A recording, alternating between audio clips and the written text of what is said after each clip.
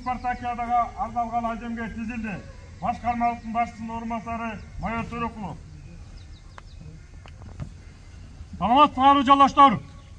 Саламат! Жолонов, Дүйшеналы, Мырзатаевичтин жаркын элесине арналган күзгү спартакиаданы ачык деп жарыялайм.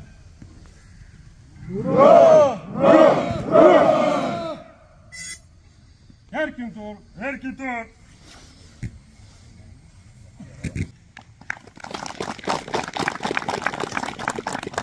Саламатсыздарбы? Кыргыз Республикасынын өзгөчө кырдаалдар министрлер караштуу өздүк курамынын кызматкерлери салтка айланган бүгүнкү Талас облусу боюнча башкармалыгынын күзгү спорттук мелдеши көп жылдар бою Манас районундогу номер 100 өрткө каршы бөлүктүн башчысы эмгектин ветераны Дөнөнүп Дүйшеналы Мырзатаевичке арналат. Ошондуктан анын жаркын элесине арналып азыр Куран окулат. Allahümme salli vel validayi vel camiin fina muslimat muslimat.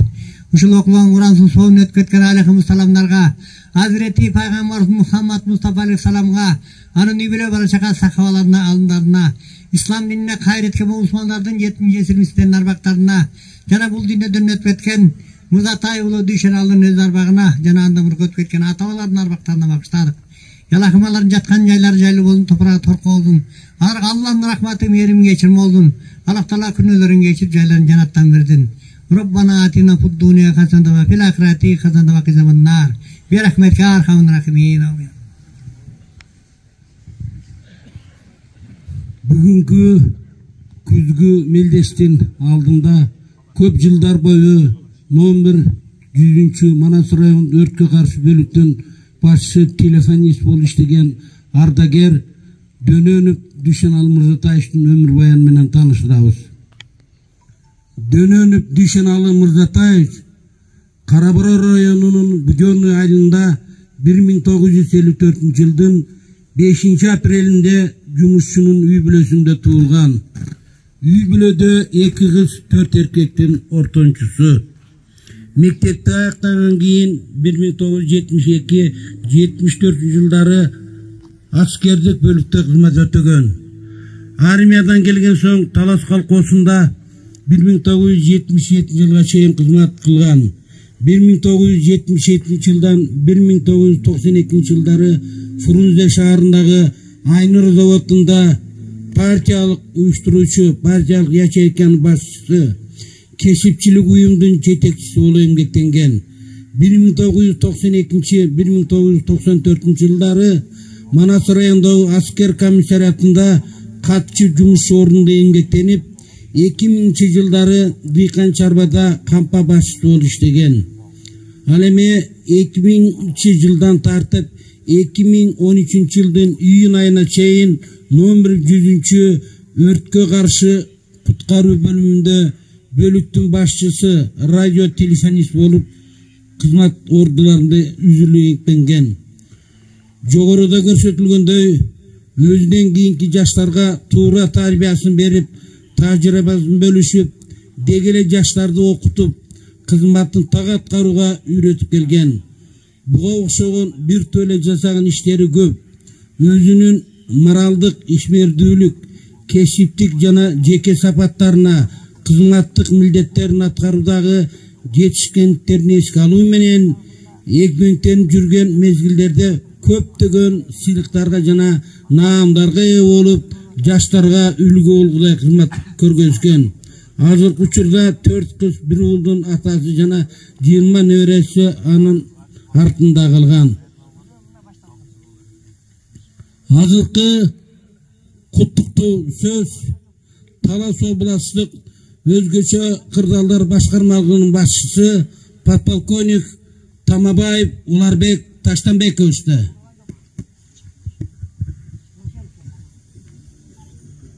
Саламатсыздар, урматтуу кесиптештер, урматтуу коноктор. Бүгүн мына биздин Дүйшөналы Мырзатаевичтин жаркын элесине арналган күзгү спартакиадага куш келипсиздер. Биздин спартакиада төмөндөгүдө айтылгандай жыл сайын 2 жолу өткөзүлөт. Бүгүн мына Манас районунда күзгү спартакиадабызды өткөзүп жатабыз. Куткаруучулар, сиздерге бүгүнкү иш-чарада ден соолук каалайбыз, ийгиликте каалайбыз. Жеңүүчүлөр жеңсин. Күчтүүлөр алдыга узай берсин.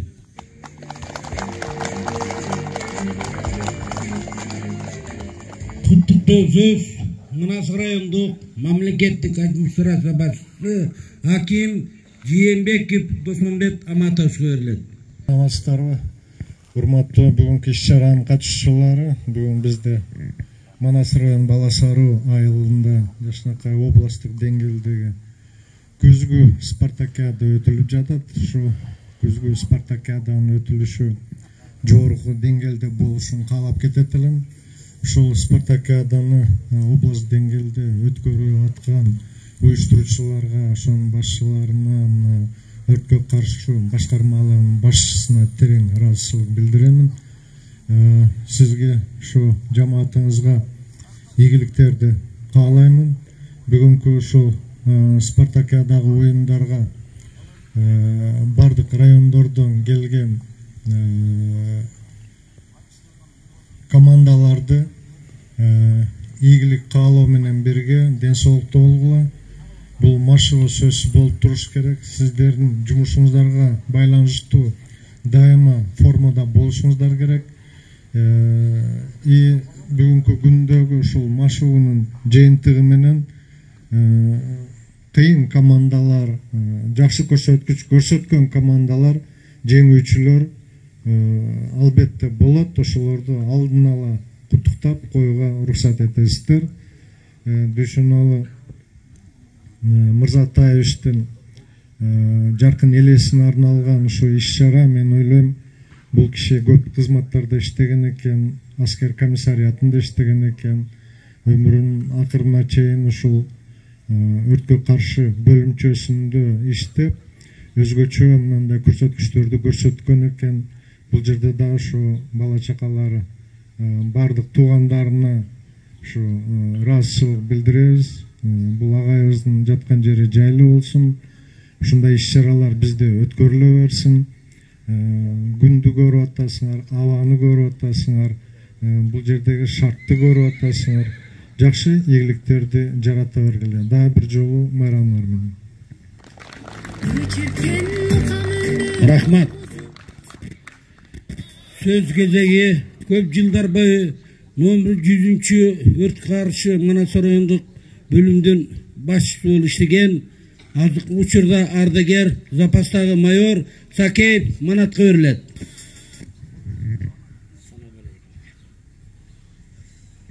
Ассаламу алейкум, урматтуу кесиптештер. Кандай жана аман эсенсиздерби? Жумушка дайындаганда неметкенде бул кылган иштери өтө таза, нак болчу да. Анан өмүр аз экен, бул немеден эртерээк кетип калды. Не дейбиз эми, бүгүнкү жана закрытие сезонуга ошонустарга карата церемониялар болуп атыр. Күчтүүлөр утсун энди. Баарыңарга кааларым ден соолук, ийгилик болсун. Күчтүүлөр утсун жигиттер. Рахмат. Сөз кезеги жумушта, кызматта жүрсө да балдарды тарбиялап, артынан калган уул кыздарга азырда небере жетелеп, балдарга атандай болуп иштегиле деген тарбиясын берген Дөнөндүн жубайы Дөнөнова Гүлмережеге беребиз. Келиңиз. Эмчес жамаатты бардыңарга жалындуу ысык салам. Байкеңер болсо жумушту биринчи орунга койчу. Кыйынчылык убакыт иштеди Байкеңер. 1000 сом убагында иштеди. Мына бардыгы билет. Иштебейбиз деген балдар да болду. алым кол, үзөн, ушу сыяктуу балдар колдоп бирок иштейди кымбатчылык убакта да. Мына азыр Кудайга шүгүр айлыгыңар көтөрүлдү. Мен силерге каларым чын ден соолук, узун өмүр, өрт коопсуздугунан тышкары болуп, чыгылып силердин жумушуңар эң кыйын. Элдер ойлойт, укта эле келе берет пажанилар деп. Пажанилардыкы эң кыйын, эң жоопкерчиликтүү. Чыгылып тилсиз жоодон аман эзен болгула, бактылуу талайлы болгула, балалуу чакалуу болгула, небере күткүлө, чөбөрө күткүлө, келин алгыла. Чыгылып баардык жакшылыкка, дүйнөдө канча жакшылык болсо баардыгын силерге каалайм. Чыгылып дайыма жакшылык болуп, мына байкеңерди эскерип келгениңерге рахмат. Силерди Алла Таалам колдосун, ишиңерге ийгилик. Силердин жумушуңар эң кыйын, жоопкерчиликтүү, өрт кырсыгынан сактап, аман эзен болгула, бактылуу болгула, бай болгула, бар болгула. МЧС жамааты жалындырсын.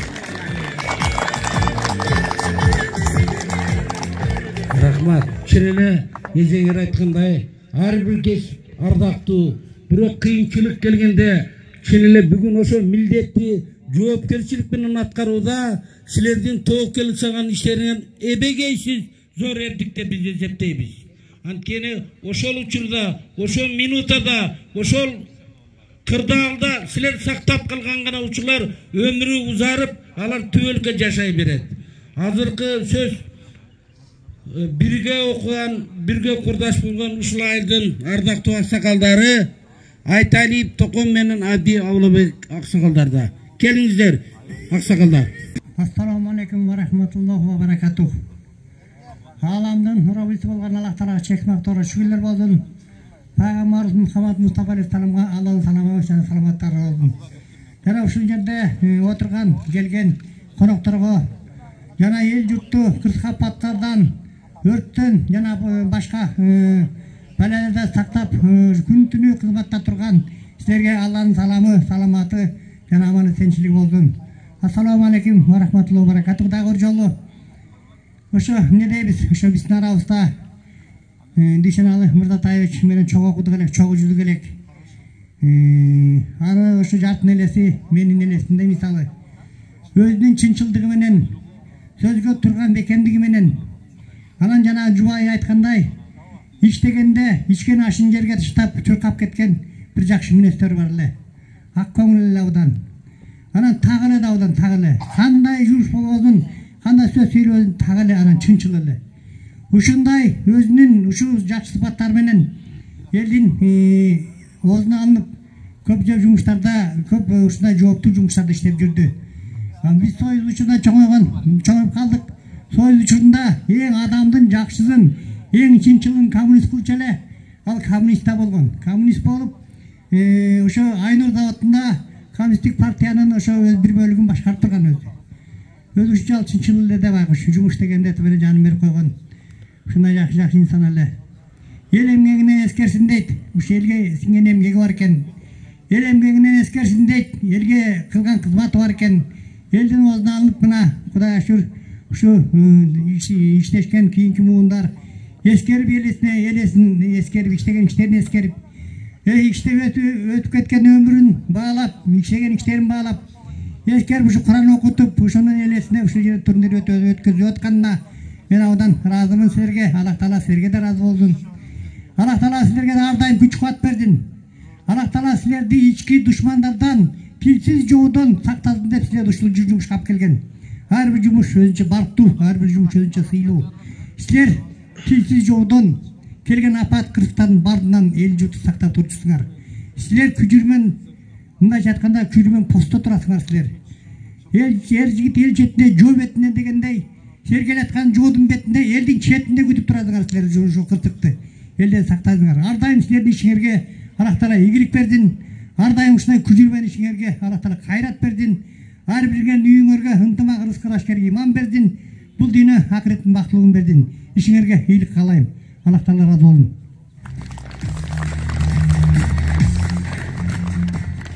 Ассаламу алейкум. Биз азыр Дүйшеналыны эстеп жатабыз. Ушу 1966 жылы 5 класска биз менен келип классташ болуп отуруп калды. Ошондон кийин 69 жылы окууду бүтүп кетип, анан армияга бардык дегендей. Ошолордун ичинде 24 эркек бала элек 2 класс болуп, ошодон үркөрдөй болгон 10 чактыбыз калдык. Эми бул Кудайдын буйругу, турмуштун закону экен. Дозубуздун жаткан жери жайлуу болсун. Силерге рахмат ушинтип ошону эскерүү кечесин, эскерүү күнүн кылып, турнир уюштуруп, балдарына рахмат. Ден соолук берсин, бала чакасы аман болсун, жакшылыгыңыз көп болсун. Рахмат. Рахмат аксакалдар. Арбагы ыраазы болсун бүгүн. Алыстан Айтбат районунан келген кулагые Ороскул Чотойго сөз бербесек болбойт экен. Келиңиз. Саламатсыңарбы? Ушул өрт коопсуздугунда иштеген кызматчылар, бүгүн болсо салтанаттуу кече эскерүү күнү Кудабыз Дөдөнов Дүйшөналыны уюштуруп аткан, ушул уюштурган бардык жетекчилерге ыраазычылык айтам кудалардын атынан. Анан бул өрт коопсуздугунда иштегендер баарыңарга ишиңерде ийгилик каалайм. Менин да балам ушул өрт коопсуздугунда иштейт. Анан эми мында да жакшы эле эскерүүлөр болуп атат. Анан бүгүнкү уюштуруп аткан спартакиадаңар жакшы, ийгиликтүү болсун, күчтүүлөр жеңсин, жумушуңарда ишиңерде ийгилик болуп, бала чакаңар менен аман эсен болуп, тилегиңерге жетип, кызматыңар абдан кызыктуу боло берсин. Өрт деген тилсиз жок, ушуга чыдап иштеген силерге чоң рахмат айтам. Рахмат, энен тилеги өрсүн. Ар бирине балам эрти менен кетип кечинде келсин деп, чын эле силердики кабак каштын ортосунда дегендей, силер түгүткөн үй бүлөңөр биз келдик деп сыймыктанып, эрти менен кетип, кечинде ата ападан силерди күткөн үй бүлөңөрдө силер менен бактылуу болсун.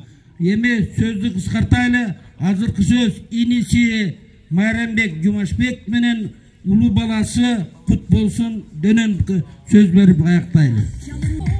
Ассаламу алейкум.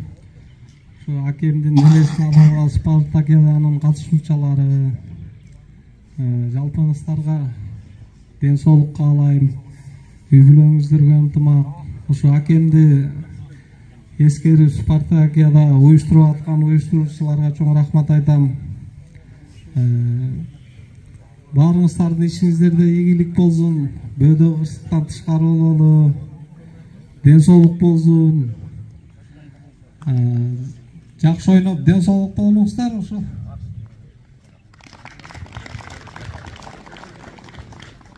Ассаламу алейкум. Өрткө каршы кызматкерлердин кызматчылары, баарыңыздарга ден соолук, үй бүлөңүздөргө бакыт таалай, ар дайым чоң жетиштиктерге жетип, ушундай өрткө каршы кызматыңыздарды так аткарып жүрүшүңүзгө тилектешмин.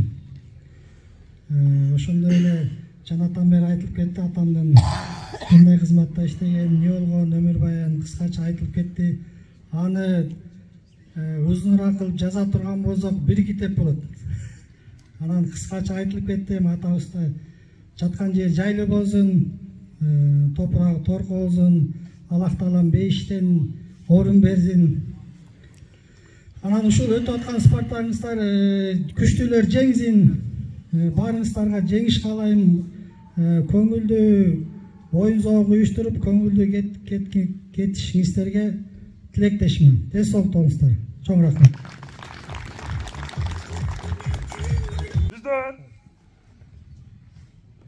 Düzdür. Yürüyüş tilkesinde.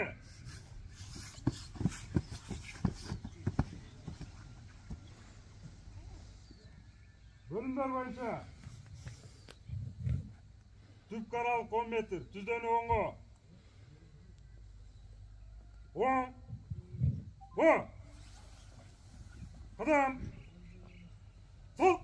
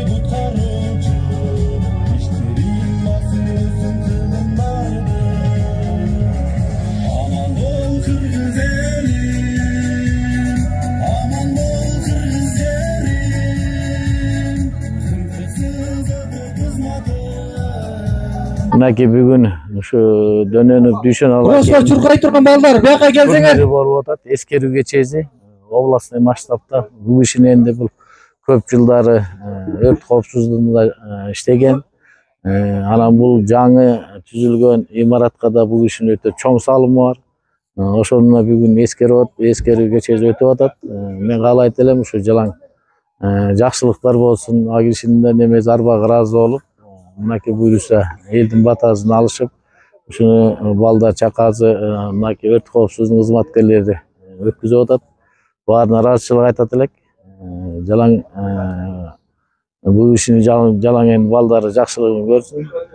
Жалаң мынакей азыр Спартакиада экен, күчтүүлөр утсун. Баарынын иштерине ийгилик каалайм. Ден соолук болсун.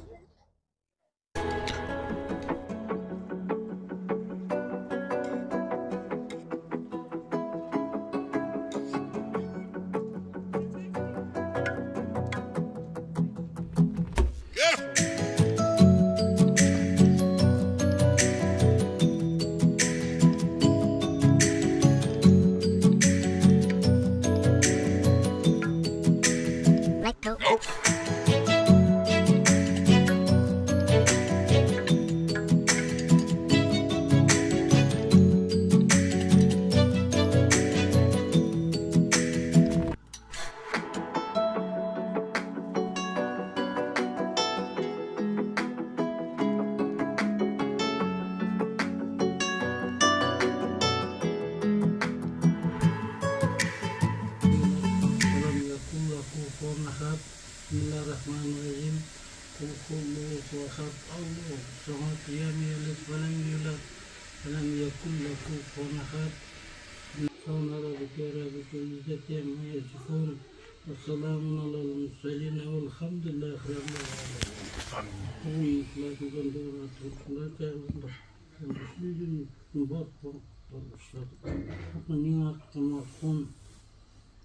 Мырзатайұлы Дүйшенов.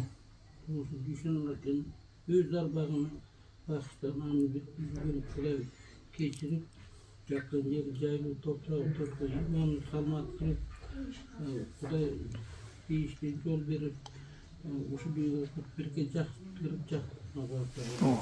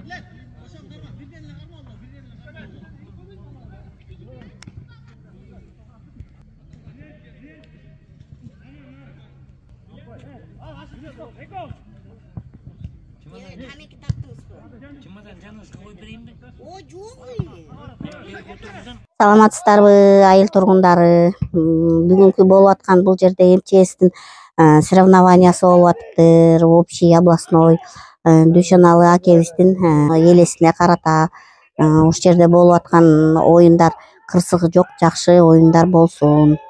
Баарыңыздарга кааларым ден соолукта болуңуздар. Боло берсин, спортту уланта беришсин. Анан биздин Манас району утушта болушсун.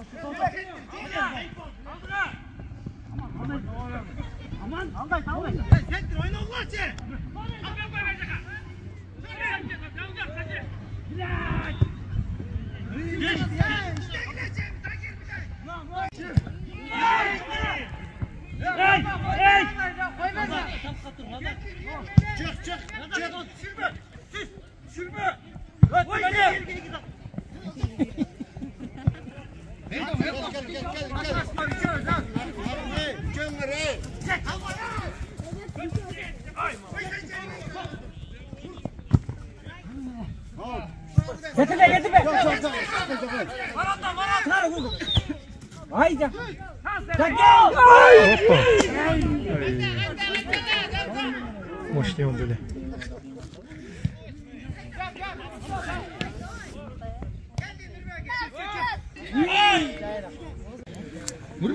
Манас району менен Айтматов району ойноду азыр. Эки жакта тең, очко жок. Финалде болот экен азыр. Төлөгөн. Төлөгөн канчадан?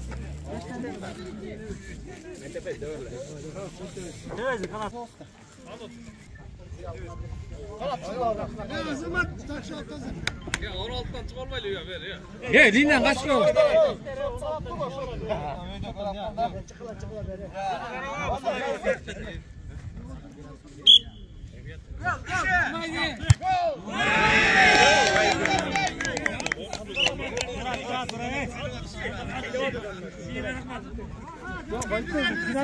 Кирбей қалды.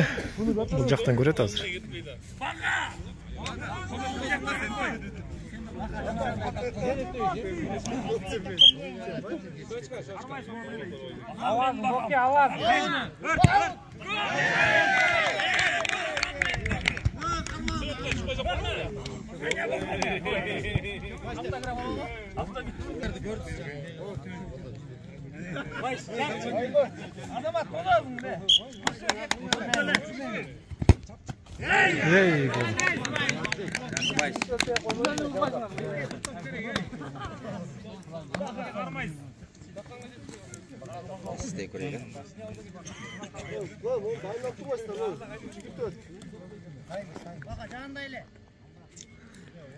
Ey gol.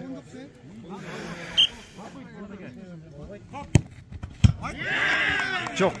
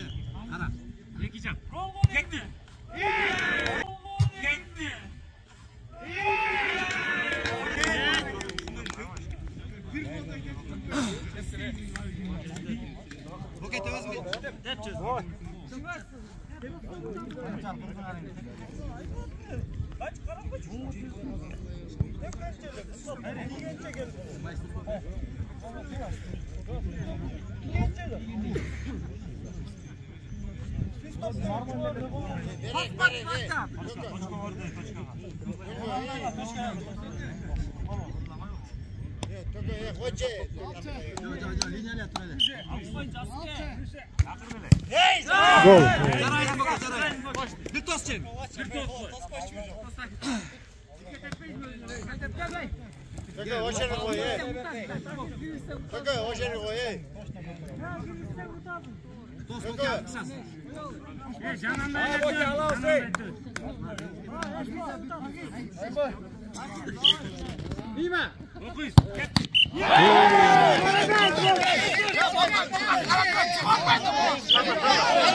Вышка.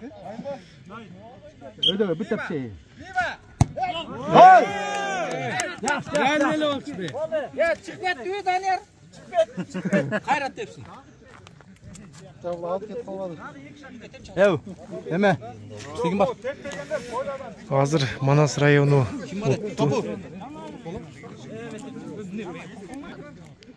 Жақсылап қойып. Ержендегі Манас малар бірінші деп атауы. Голла болып отыр. Түсінбе? Манас бірінші депті аяғында Айтматов районы төбет. Түсінбе? Дайыншайшы. Ол кірпетсе кірбесе дағы. Астолай бүтті жігіттер, а? Нагала. Вышка будем.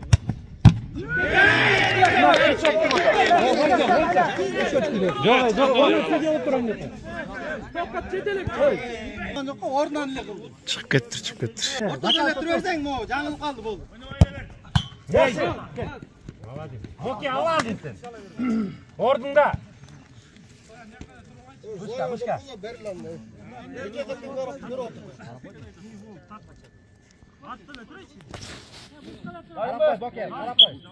Оң жаққа тök. Волейболға. Айтматов районы волейболға.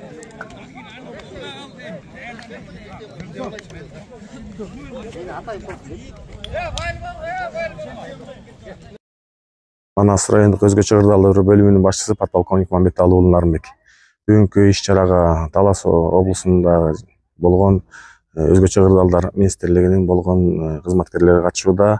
Бул максаты болуп ушул күзгү спартакиада бул футбол, волейбол, чуркоо, ошондой эле боевой развертывание боюнча, күжүрмөн жайылтуу боюнча атайын биздин мелдеште өткөрүлүп жатат. Буга Бакай Ата районунан, Айтматов районунан, Талас шаарынан жана Талас районунан, ошондой эле Манас райондук өзгөчө кырдаалдар бөлүмүнүн кызматкерлери катышууда.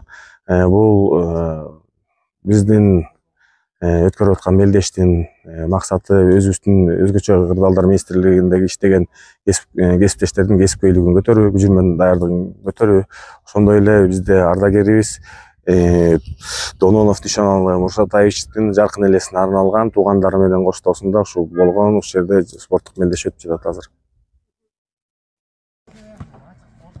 Айда, Талас району. Айдагыла, давай. Секу иште, давай.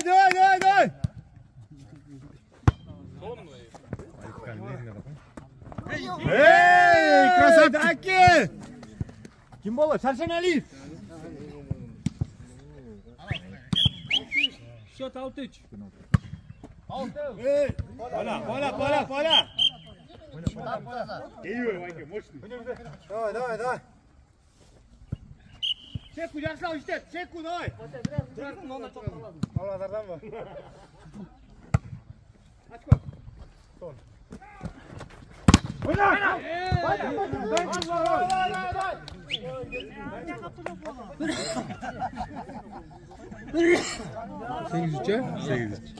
Sekiz üç.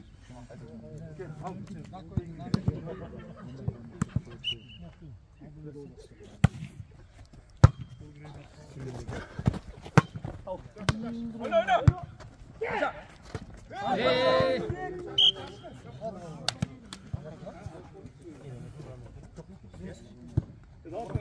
Murat get.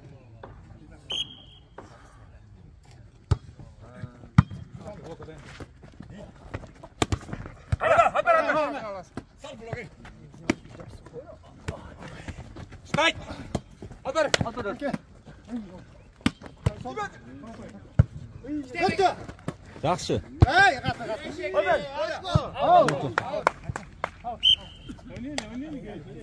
Beş sekiz şut.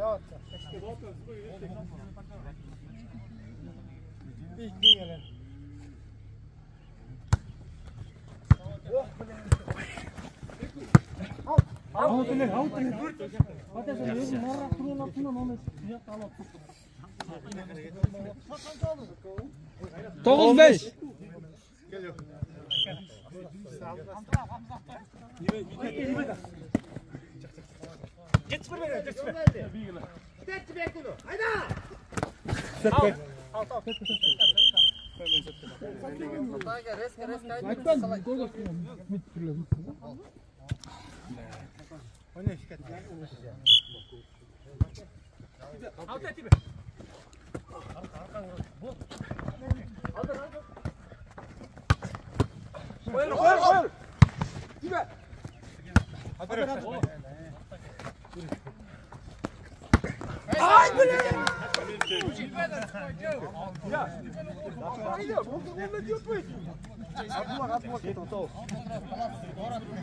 Жети тоғыз шот.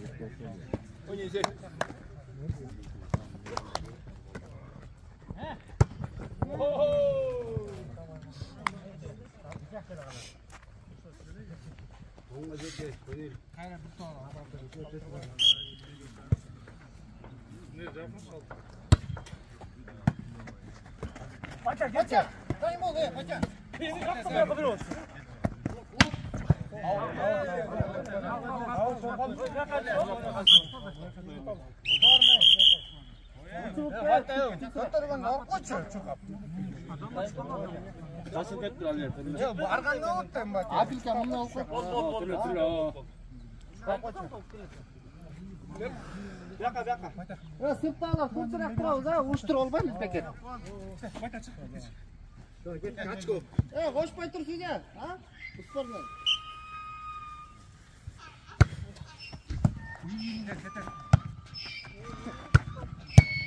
Hadi bas ya. Yakın gel sana çıkmasın.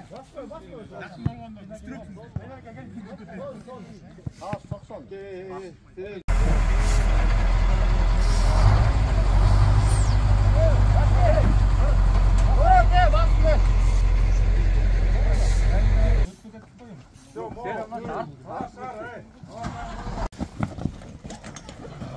Ya sen batıra gel.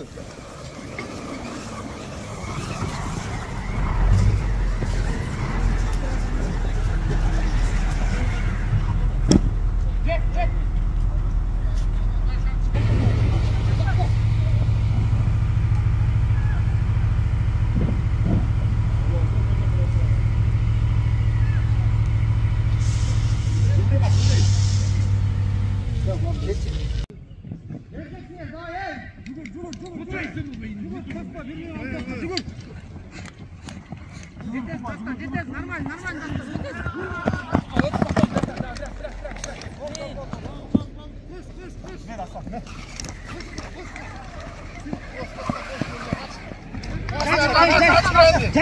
Jay. Jay, urkot jay qila. Urkot jay. Jay ustoqdi. Jay.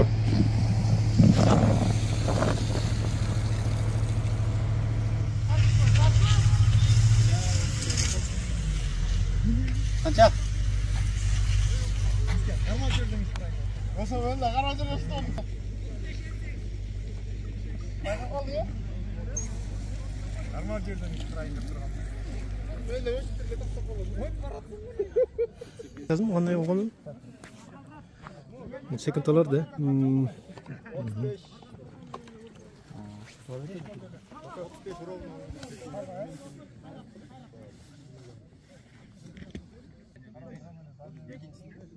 Buyursa hazırnak Айтматов району чыгатабыз buyursa. Военная подготовка.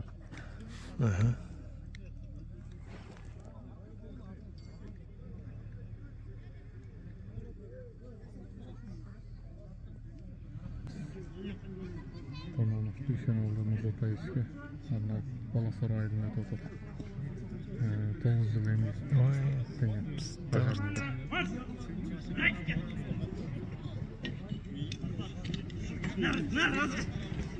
Надо так. Қосып, бұларын чыртаумен қанша мені тарап.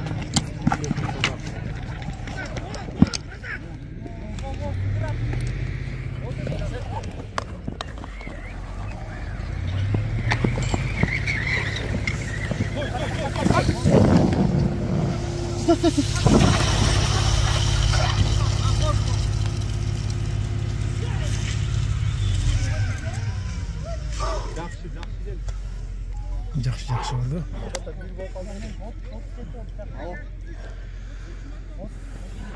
Ne siz geç bir kola? Çok. Tamay geldi. Tamay geldi? Tamay geldi. Ne kaçkan? 33. Kaçkan? 33 nerede oldu?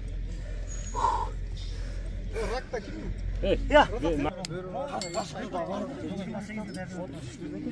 09. Hadi konu tuğuk gene. Benim başına telefonda tutmuştum başka telefon.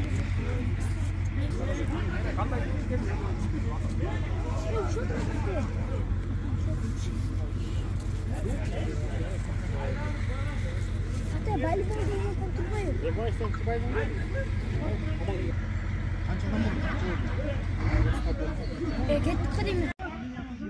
Кийинки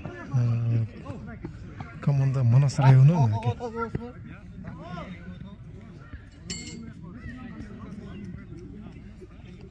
даяр турушат азыр.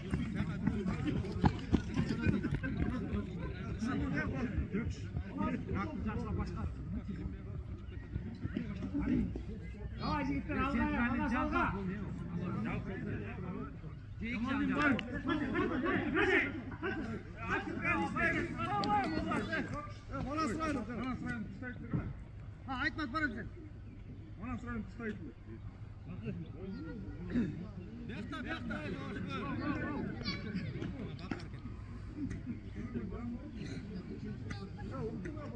Еме, бере тұрмайсың, жәке, мерге, мынау жерге.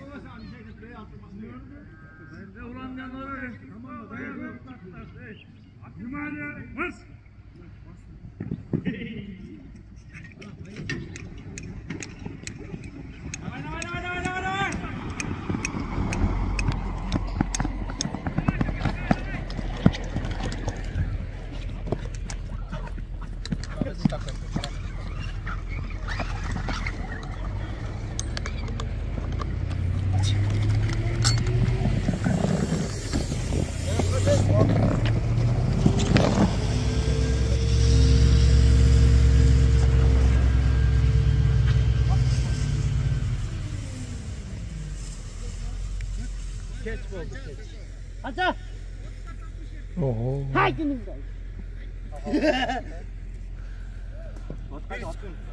1 секунд қалып тұр да, 1 секунд. Қара бұра. Екінші. Ноларды қарап тұрсаңар ғой, мен бүртке біле.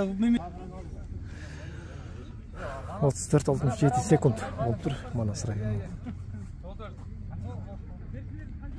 Kim çıkaydı hazır? Karabura çıkaydı. Çok Karaburaga çeyin gibi var le. Çatbaga. Bak hayatım ben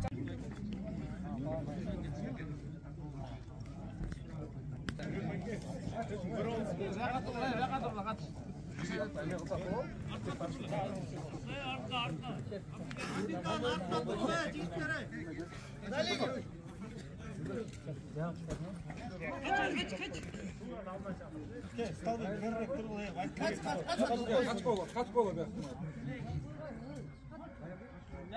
Marş!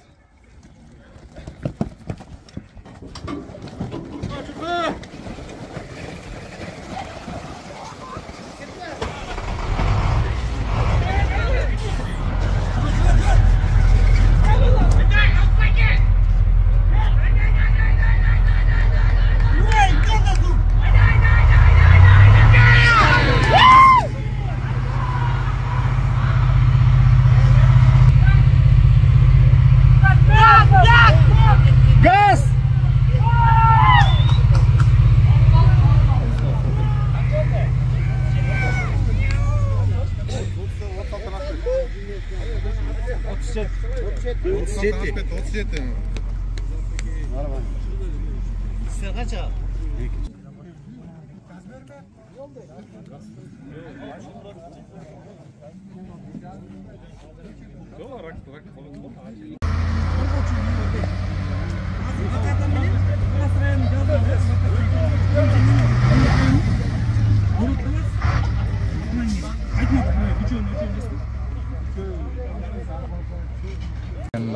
МЧСте иштегениме 10 жыл болду. Ушинтип жазында күзүндө Спартакада болуп турат. Жаштар арасында 5 километр чуркагандан биринчи месте алдым. Ушу спортту сүйгүлө, ишибизге ийгилик. Ушинтип дайыма жазында күзүндө болуп турат. Баарыңарга ысык салам. Бирза увлечение алайын деп атам. Буюрса иш-чарабыз ийгиликтүү аяктады. Самое главное, без потерь, без травм. Личный состав по прибытию, места постоянной дислокации, старшие доложится. Хорошо, группа Жаспостар. Эркин тур. Да, урматтуу кесиптештер.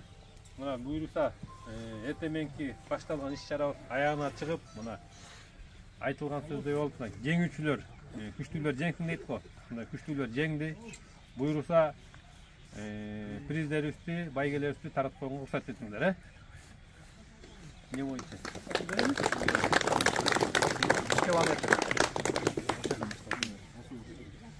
3 километрден 10 Дүйшеналы Мырзатаевичтин жаркын элесине арналган Кыргыз Республикасынын Өзгөчө жагдайлар министринин Талас областы боюнча башкармалыгынын шаар жана райондук өзгөчө жагдайлар бөлүмү өздүк курамы арасында күзгү спорттук мелдеште 3 километрге чуркоодо 35 жашка чейин келет.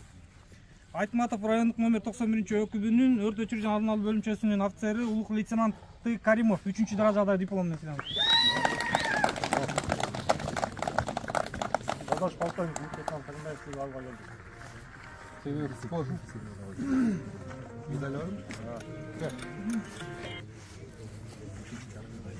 Алло. Алейкум ассалам. Атамекенге кызмат кылам. Пандемия. Ошондой эле 2-даражада диплом менен Талас райондук номер 101 өкүбүнүн өрт өчүрүүчү куткаруучу Шашеналиев Таштанбек 2-даражада диплом.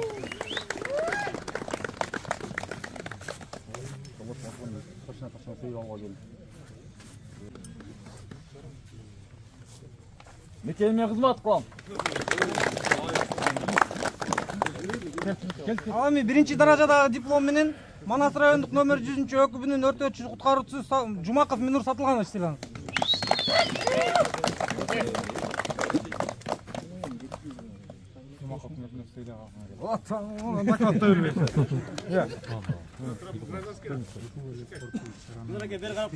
Анан бул байкасаңыздар жөн диплом менен чектелип калбастан буякта призовый фонд акчалай сыйлык да бар да. Атамекенге кызмат кылам. Ушундай эле 3 километрден 35 жаштан жогоркуга Талас шаары боюнча өкүбүнүн номер 17 техник айдоочусу Кудайбергенов Бузурман 3-даражада диплом менен сыйланды.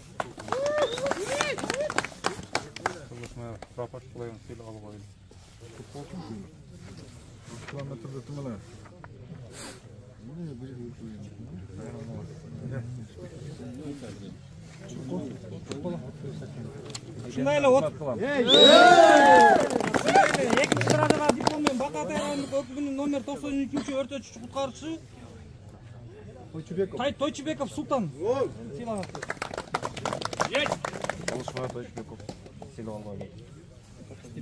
Сен бут ооруп калды окшойт, ошон үчүн бирди албай калдың окшойт, э? Бут түйүлүп калган сен да.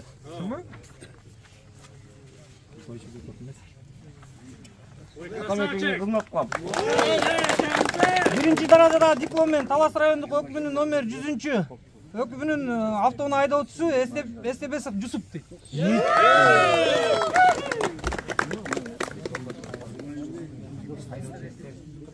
Малибу боюнча ким тапшырат? Мекениме кызмат кылам. Ушундай эле мен иш-чарада волейбол оюну боюнча Манас райондук өкүбүнүн командасы сыйланат 3-даража диплом менен. Окши келе, катарга туруле. Чакырат турабы?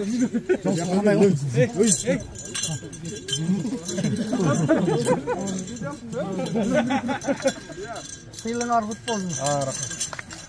Рахмат. Алдыңар.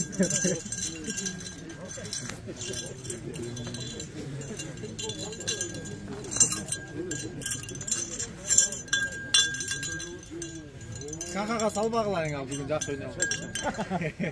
Лар эко жөнөтүп буйнуда.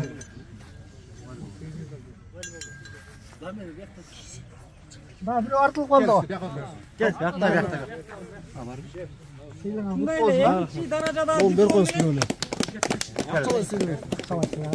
Ушундай эле 2-даражада диплом менен Бакатай райондук өкүбүнүн командасы сыйланат. Колтак болот жигиттер.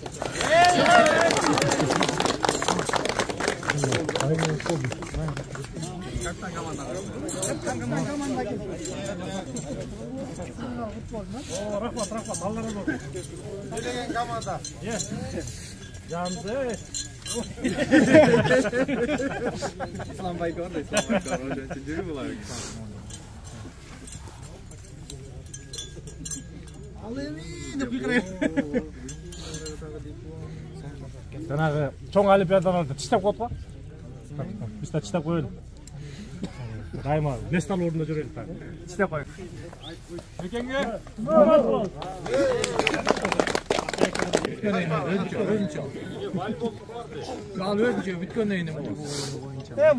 Voleybol oyunu boyunca mıktı çabulçu Bakayata rayonunduk ökübünün aydoочусу Мырзахмат уулу Мурат.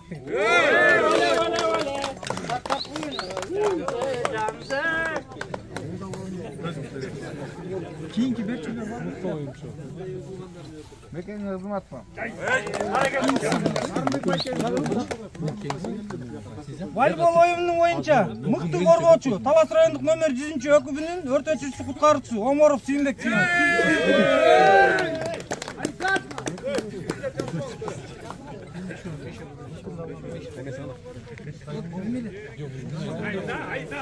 Lekin men xizmat qilaman. Gazi.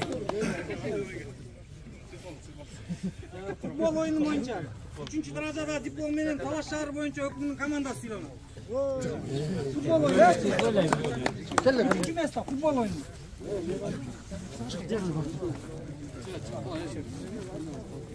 On bir çıkayla, 12 olup çetke kaldı. Kaptan ama. 13'ten çıkılıyor 13'ten. 13'ten çıkılıyor 13.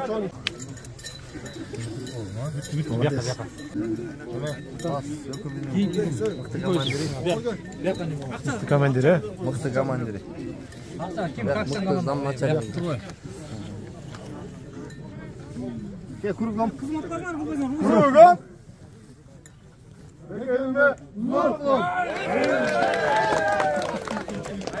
Айтматов району сыйланат. Командасы.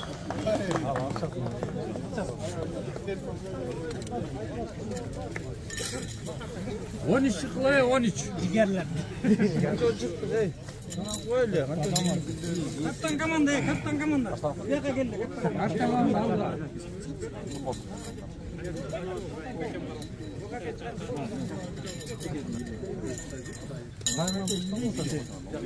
Yanına git oldu. Men unutup oldu.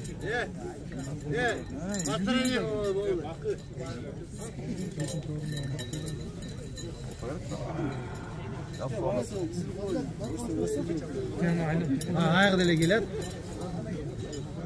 Kelmiş. Jetpe kal. Ha. Gel. Batırayım. Bak aldın mı? Allah'tan para olur. Vallahi yok. Hayırlı be. Kalk. Kurugam. Ona buraya attı.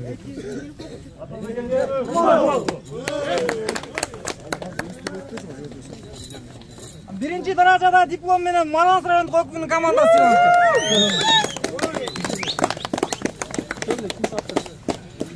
Tapşırıp turanlar.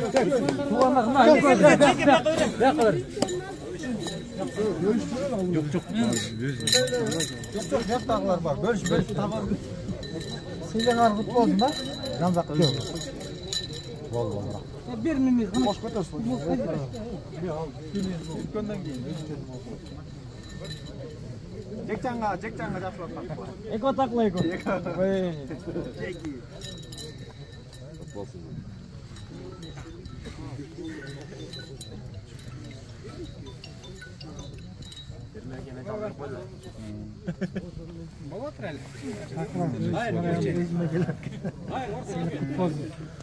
Onu da koş kaptan valla. Hangi gel mum ne bu? Kaptan komanda kim? Kapitan kim?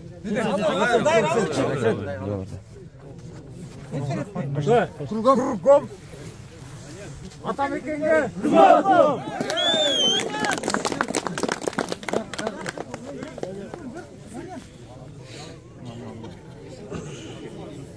Futbol oyunu boyunca mıktı korgoочу дейт. Манас райондук өкүмдүн өртөчү куткаруучусу Сулайманов Байыш Каныбеков сыйланат. Атамекен кызмат кылам. Мыкты дарбазачы дейт. Айтматов районунан Жаманкулов Нурдин Сакыбеков сыйланат дейт.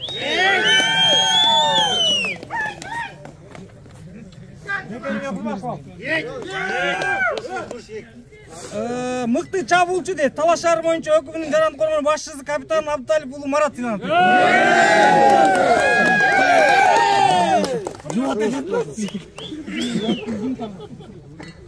Мекенде кызмат кылат.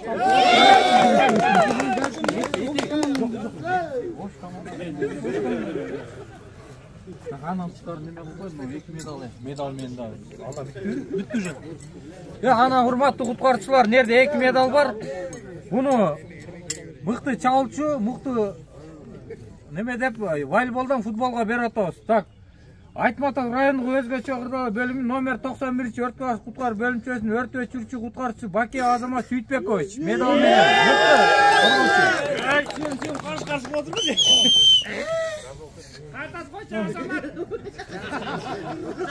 Атабекке кызмат. Ошондой эле Талас району волейбол оюну боюнча Оморов Сүйтбек Камчыбекович өрт өчүрүүчү куткарчысы волейбол оюну боюнча медал менен сыйланат.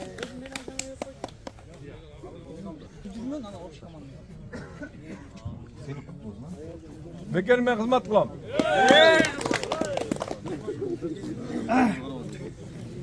Ошондой эле спорттук иш-чарада күжүрмөн жайылтуу боюнча 3 даражадагы диплом менен Манас райондук өкүмүнүн командасы сыйланат.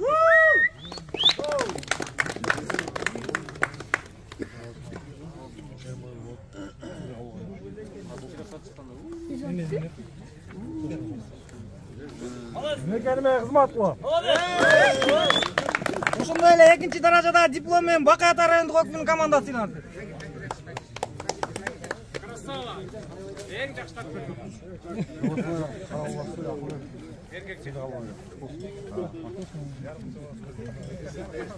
Атамекенге кызмат кылам.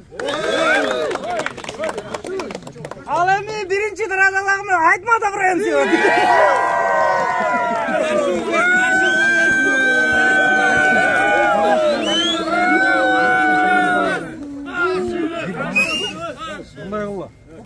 Бұл чечимди жеке мен өзүм чыгардым, как председатель комиссии. Хорошо? Оспаривать этпейле болот. Кийинкисин сүйлөштүк командалар менен. Чынбы? Кандай кылабыз, эмне кылабыз? Хорошо? Кут болсун. Биринчи местаны неме берер болот? Атабекеге кызмат кылам.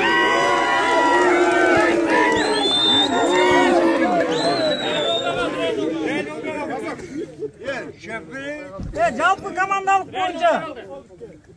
командалык боюнча 3 даражада диплом менен Бакай Ата райондук өкүмүнүн командасы сыйланат дейт.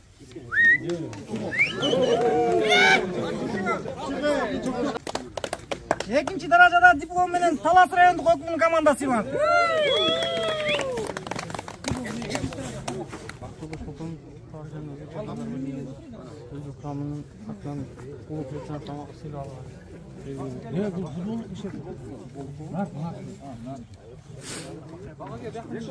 Атамекенге кызмат кылам.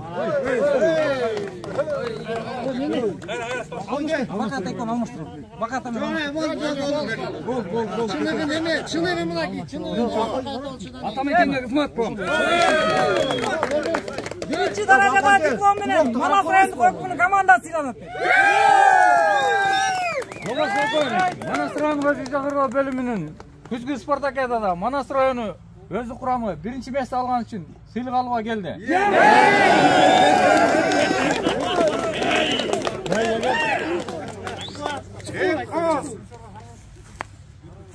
Атамекен кызмат кылам.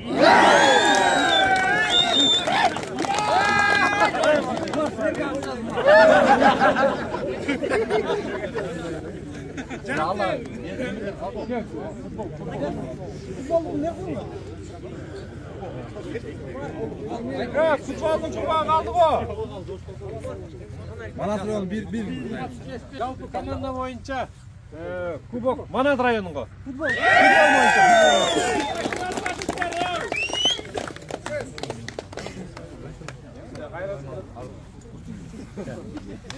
Атамекенге кызмат кылам.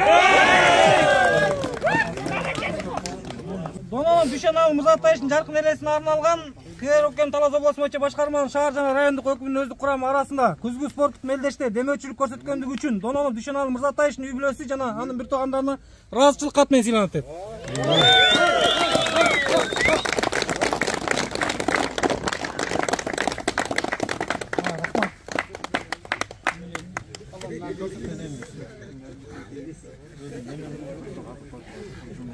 Урматтуу кесиптештер, азыр Манас районунун жетекчисине сөз берели. Саламатсыздар дагы жолу, урматтуу кесиптештер. Кудайым буйрса биздики максатыбызга жетпей окшойт. Биздики главный эле ушул жерден ар бирибиз ушу күжүр менен даярдыгыбызды жогорулатып, андан сырткары травмасы жок жакшынакай өткөрүп алсак деген ой тилек болчу. Анын баардыгы тилекке жетпей окшойт. Күчтүүлөр жеңди, баардыгыңыздарга чоң рахмат. Ал эми кийинки келе жаткан жазкы биздин спартакиаданы азыр жетекчилик менен да чечилди. Буюрса келе жаткан спартакиаданы Талас районунун өздүк курамына өткөрүп берели деп чечтик. Келип тиги куржунуңарды алып кетсеңиздер. Азыр эми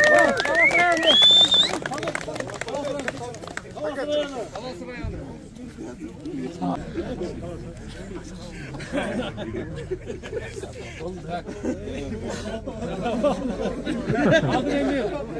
жердеги туугандарына кичине сөз берип коелу, ыраазычылык болсун, э?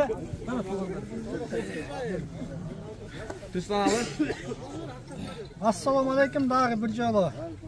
Өрткө каршы кызматчылардын кызматкерлери бүгүнкү оюн зооктун аягына келип калдык. Баарыңыздар ыраазысыздар да.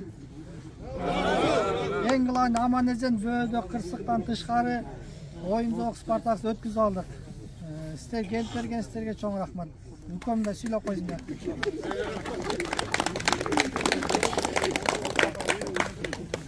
Урматтуу конокторлор, урматтуу кызматкерлери, ушинтип чоң атама турнир өткүзүп, ушуну уюштуруп бергениңиздерге рахмат. Жакшы иш-чара болду бүгүн. Эскерилип Куран окулуп. Ар дайым ден соолукта болуңуздар, аман болуңуздар, абал тынч болсун. Бүгүнкү уткан байгениңиздер ийгиликтүү болсун. Ар дайым ушундай күчтүү иштер уткузсар ийгиликтүү болсун. Аман эсен келип бергениңиздерге рахмат. Аман эсен жете алыңыздар энди. Эми үйүңөр куттуу болсун. Буюрса аман эсен үйгө жеткиле, жеткенден кийин жеттик деп кабарлап, машинени жайра кайдап дегендей